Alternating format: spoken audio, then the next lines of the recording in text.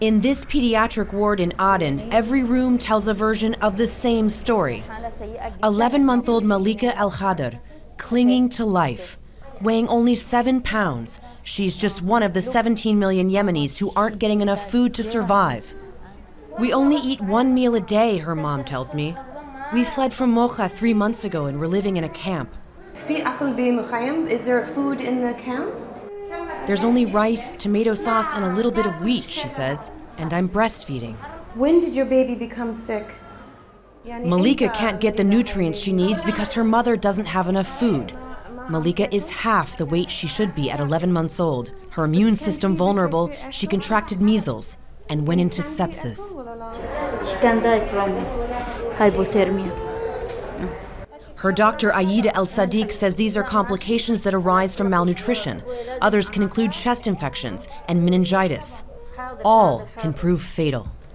How often do you see these cases? From 30 to 40 monthly. 30 to 40 malnourished children per month. Severely. Acute, malnourished, complicated malnourished, not merely malnourished. Who do you blame? Or what do you blame? The war. The war. First of all, stop the war.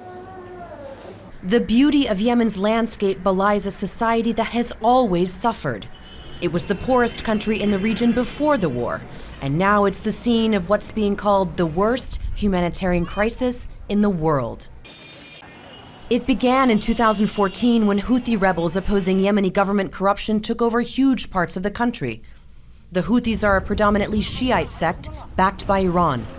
In 2015, they invaded the strategically crucial southern port city of Aden, and there was a fierce battle.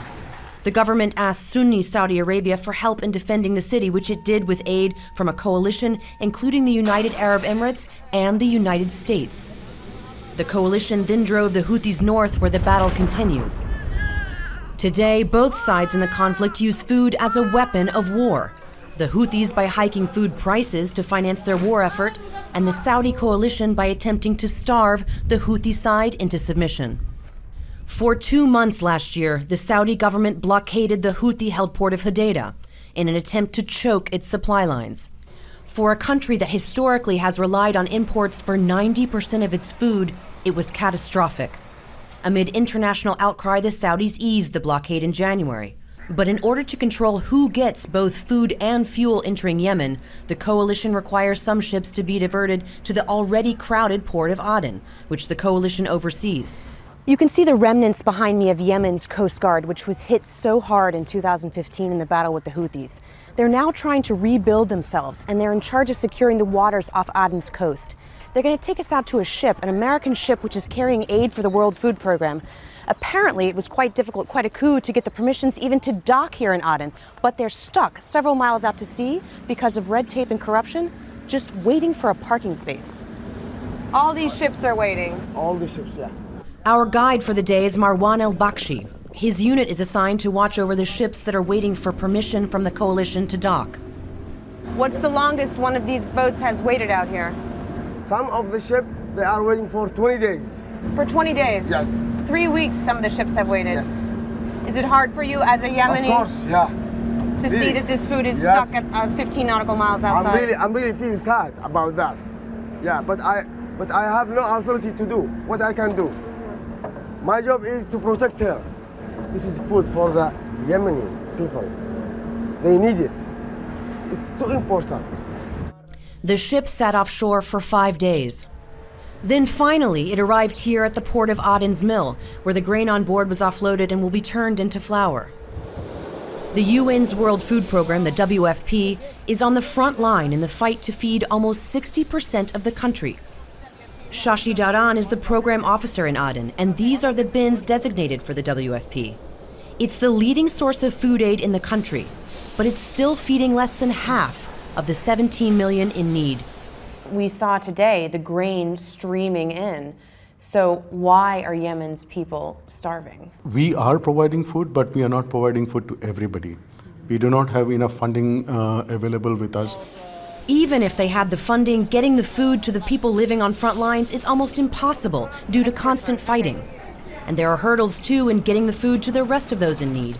Without proper clearances, aid organizations run the risk of their trucks being bombed. There's a long procedure of getting the clearances and informing the local the authorities and the security belt forces that our trucks are moving in this, and it needs to move in those specific times. Because if it doesn't move in those specific times, it could be at the wrong time, at the wrong place, or accidentally being attacked. How tough is that red tape to get through? Sometimes to get a couple of trucks, it could take 5 to 6 days a delay, which means... Delayed 5 to 6 days. Yeah. Let's say if the food was supposed to reach on the 10th, it is leaving from here on the 15th. By the time it reaches the people, the end of the month, the whole month, they have gone hungry. If you're delayed because the ship's out at sea, then you already start delayed, so it's exactly. delay upon It's delay. like a firefighting exercise on a daily basis. A looming fuel crisis caused in part by the blockade also means trucks don't run consistently. The problem is that sometimes we don't have fuel, Muhammad Ali Saleh tells me. Sometimes I have to stop driving the truck for 3 or 4 days. Even during the fighting, it wasn't this bad. We can show you the food basket that is provided. The final destination is a distribution site like this one, just outside of Aden, where people wait in line all day to receive monthly rations.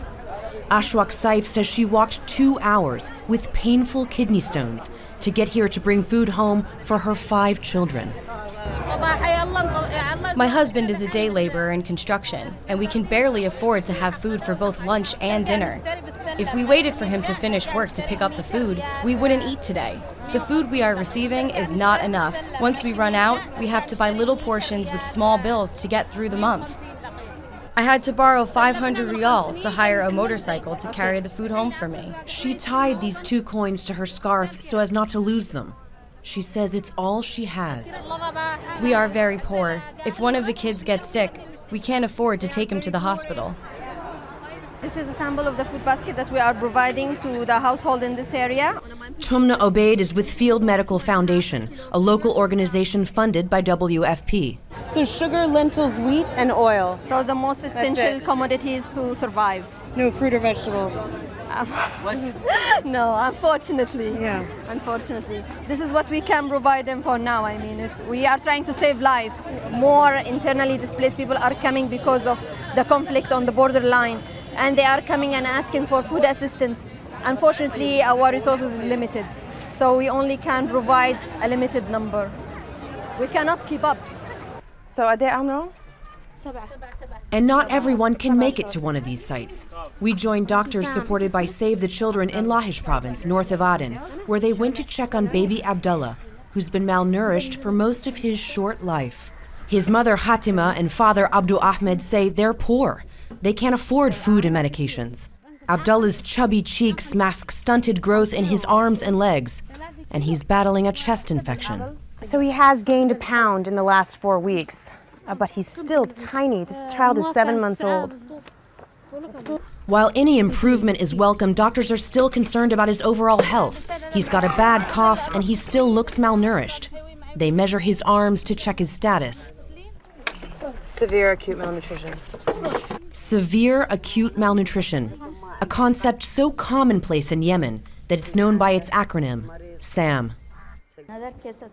And back in Aden, we thought we might be witnessing little Malika's final hours. Are you worried this baby isn't going to make it? Her chance to survive is very low. It's a painful situation. We have been passing through a painful situation since years. We are losing life. 12 days after we left the hospital, we learned that Malika defied the odds and was stabilized enough to go back to the camp. But doctors tell me she's almost certain not to get enough food there to survive.